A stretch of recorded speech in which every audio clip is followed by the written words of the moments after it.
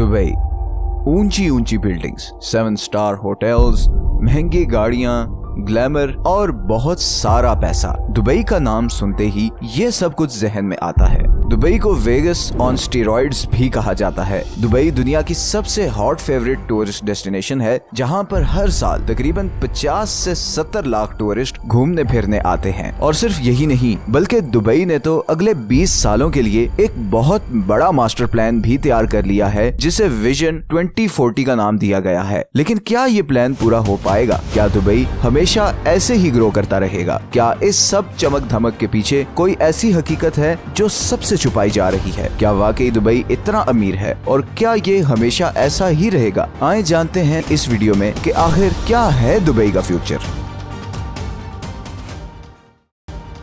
Dubai middle east में मौजूद बाकी सारे कंट्रीज से बहुत डिफरेंट है। दुबई की ऑफिशियल वेबसाइट के मुताबिक दुबई के जीडीपी का सिर्फ 1% ऑयल से आता है, जबकि बाकी 95% टूरिज्म, सी ट्रेड और फाइनेंस से आता है। लेकिन क्या वाकई ऐसा ही है? क्या दुबई ऑयल पे डिपेंडेंट नहीं है और दुबई की इस सारी तरक्की और डेवलपमेंट के पीछे ऑयल का कोई हाथ नहीं?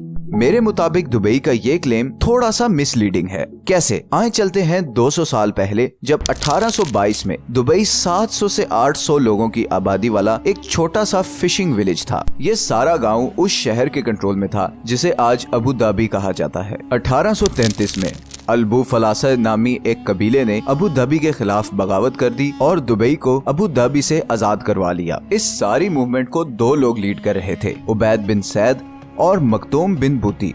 और इस आजादी के बाद वही दुबई के मालिक बन गए। सिर्फ 3 साल बाद उबैद बिन सैद की मौत हो गई और मखदूम बिन बूती दुबई का रूलर बन गया और आज की डेट तक इसी खानदान की दुबई पर हुकूमत है। दुबई ने अबू धाबी से आजादी तो हासिल कर ली थी, मगर उसके हालात कोई खास अच्छे नहीं थे। इकोनॉमिकली दुबई बहुत कमजोर था और सिर्फ फिशिंग के जरिए मुश्किल से गुजारा कर रहा था। खैर 1892 में ब्रिटेन ने दुबई की सिक्योरिटी की जिम्मेदारी ले ली और दुबई ने अपनी इकोनॉमी पे फोकस करना शुरू कर दिया। 1901 में दुबई ने मिडिल ईस्ट का पहला फ्री सी पोर्ट बनाया, जहां पर कोई टैक्स या इंपोर्ट ड्यूटी नहीं थी। इस पॉलिसी के बाद दुबई का पोर्ट पर्शियन गल्फ और एशिया में मशहूर होने लगा। 1906 तक इस पोर्ट से 70,000 टन तक का कार्गो जाना शुरू हो गया। लेकिन इतनी ट्रेड के बावजूद दुबई के हालात कोई बहुत ज्यादा बेहतर नहीं हो रहे थे और उसकी वजह थी टैक्स फ्री पॉलिसी, जिसकी वजह से दुबई को कोई खास रेवेन्यू नहीं आ रहा था। फिर 1908 में एक बहुत बड़ा तूफान आया जिसमें कई 100 कश्तियां तबाह हो गईं और बहुत से लोग मारे गए। ये मरने वाले वो सारे मछलियां पकड़ने वाले थे जो दुबई की इकोनॉमी को चलाने में बहुत बड़ा किरदार अदा करते थे। इस तूफान के बाद दुबई के हालात मजीद खराब होना शुरू हो गए। फिर 1929 में पूरी दुनिया में एक जबरदस्त इकोनॉमिक क्राइसिस आया, जिसे द ग्रेट डिप्रेशन कहा जाता है। इस क्राइसिस ने दुबई को हिला कर रख दिया। हालात इतने खराब हो गए कि लोगों ने पड़ोसी मुल्कों की तरफ जाना शुरू कर दिया। इसी दौरान 1938 में अमेरिकन ऑयल कंपनीज ने सऊदी अरेबिया में ऑयल के बहुत बड़े रिजर्व्स डिस्कवर कर लिए। अगले 20 साल तक सारी मगरिबी दुनिया सऊदी अरब के ऑयल रिजर्व्स को एक्सप्लॉइट करने और वहां पर पाइपलाइंस बनाने पर बिजी रही और इस सारे अरसे में दुबई बिल्कुल इग्नोर्ड रहा। लेकिन फिर 1950 की दिहाई में दुनिया की तवज्जो सऊदी अरब से हटकर बाकी पर्शियन गल्फ की तरफ हो गई।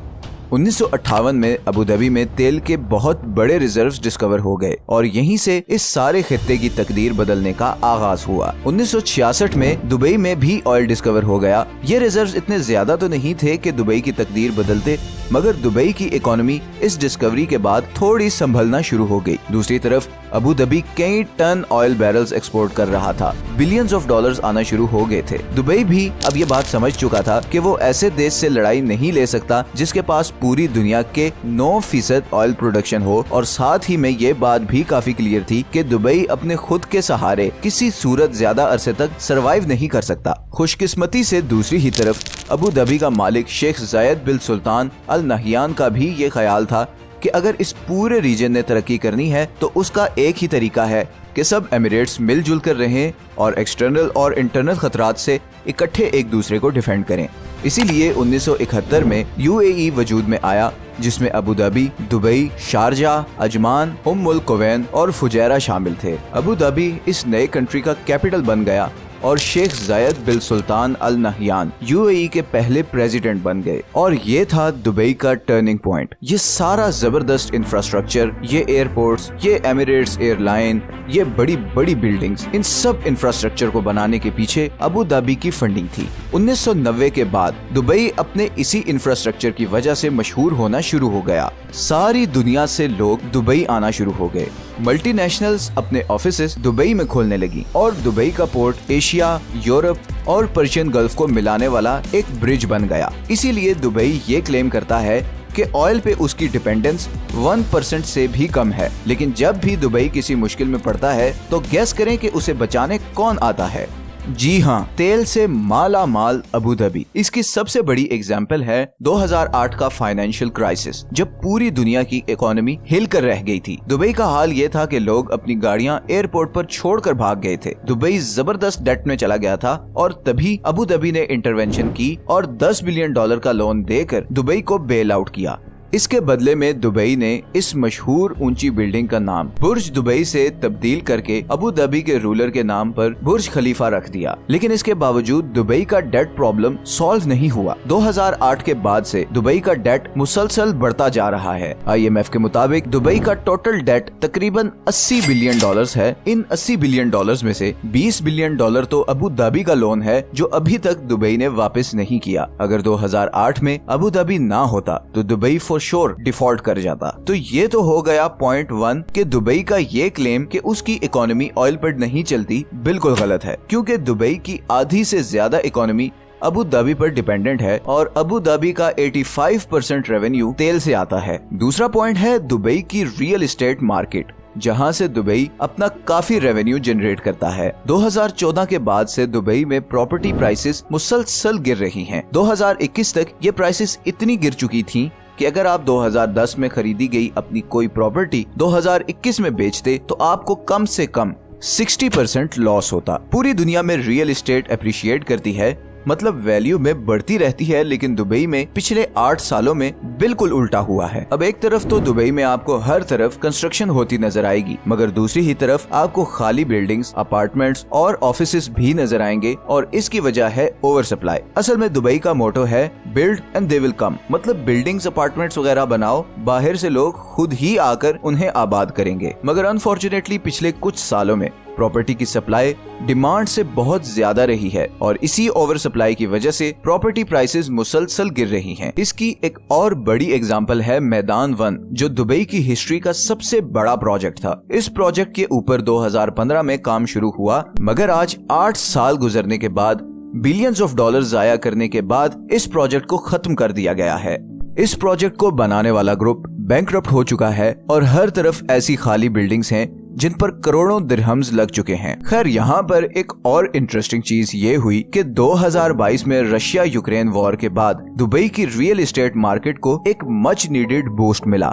बेसिकली काफी रशियन एंड यूक्रेनियन बिलियनियर्स जिनकी प्रॉपर्टीज यूरोप में फ्रीज हुई हैं, वो अब दुबई में इन्वेस्ट कर रहे हैं और एज अ रिजल्ट दुबई की प्रॉपर्टी मार्केट पिछले कुछ महीनों में काफी ऊपर गई है। लेकिन ये ट्रेंड जाहिर है टेम्परेरी है, क्योंकि जंग के बाद ये सारे इन्वेस्टर्स अपना पैसा दुबई से निकाल लेंगे। यहीं पर एक और इम्पोर्टेंट पॉइंट ये है कि FATF ने दुबई को मनी लॉन्ड्रिंग के खिलाफ रिक्वायर्ड एक्शंस ना लेने पर ग्रे लिस्ट में भी शामिल कर लिया है और आने वाले दिनों में दुबई की रियल एस्टेट मार्केट इस फैसले से काफी अफेक्ट हो सकती है। तीसरा बहुत ही इम्पोर्टेंट फैक्टर है दुबई एक्सपो। कोविड की वजह से 2020 के बजाय ये एक्सपो 2021 में हुआ और इसे सारे एक्सपर्ट्स अब $1 बिलियन फेलियर कह रहे हैं। पिछले कोई 9 सालों से दुबई इस एक्सपो की तैयारी कर रहा था। दुबई की एक्सपेक्टेशंस थी कि वो इस एक्सपो से पूरी दुनिया से बहुत सारी इन्वेस्टमेंट्स इकट्ठी करके अपनी मार्केट को स्टेबलाइज करेगा, लेकिन अनफॉर्चुनेटली ऐसा कुछ नहीं हो सका। दुबई एक्सपो एक टूरिज्म स्टंट के अलावा और कुछ नहीं साबित हुआ। इंटरनल ऑडिट डॉक्यूमेंट के मुताबिक इस एक्सपो की इनकम टारगेटेड इनकम से 57% कम थी। ये एक्सपो फेल क्यों हुआ, इसके कई रीजंस हैं और शायद हम इस पे एक सेपरेट वीडियो भी बनाएं। लेकिन फिलहाल चलते हैं दुबई का फ्यूचर डिसाइड करने वाले चौथे फैक्टर की तरफ, और वो है दुबई फॉरेन पॉलिसी। पिछले 3 या 4 सालों से यूएई ने बहुत एक्टिवली अपनी फॉरेन पॉलिसी को सऊदी अरब की फॉरेन पॉलिसी से अलाइन किया है, स्पेशली कतर और ईरान के मामले पर। और उसका सबसे बड़ा नुकसान हुआ है कि यूएई ईरान और दूसरे एंटी सऊदी देशों और ग्रुप्स के निशाने पर आ गया है। इसकी सबसे बड़ी एग्जांपल है जनवरी 2022 में अबू धाबी ऑयल फील्ड पर होने वाले मिसाइल अटैक्स, जिनकी रिस्पॉन्सिबिलिटी यमनी हौसियों ने कबूल की थी। ईरान भी ऑलरेडी यूएई को इसराइल के साथ फ्रेंडशिप बढ़ाने के मामले पर थ्रेट कर चुका है। अब दुबई और अबू धाबी को जो चीज दुनिया के बाकी शहरों से डिफरेंट करती है वो है जबरदस्त लॉ एंड ऑर्डर और सिक्योरिटी सिचुएशन। इसीलिए बड़ी बड़ी कंपनीज अपने हेड ऑफिसेस दुबई में खोलती हैं। लेकिन इस थ्रेट के बाद अगर खुदा न ख्वास्ता दुबई पर एक भी मिसाइल अटैक हो गया तो सारा इन्वेस्टर और बिजनेस कॉन्फिडेंस जीरो हो जाएगा, और इससे भी बड़ा इम्पैक्ट आएगा दुबई के टूरिज्म पर, जो उसकी इकोनॉमी की रीढ़ की हड्डी है। पांचवा और आखिरी फैक्टर है सोर्स ऑफ रेवेन्यू। अब दुबई दुनिया के उन चंद कंट्रीज में से है जहां पर 0% इनकम टैक्स है। मतलब आप जो कुछ भी कमाओ आपको गवर्नमेंट को कोई टैक्स नहीं देना पड़ता।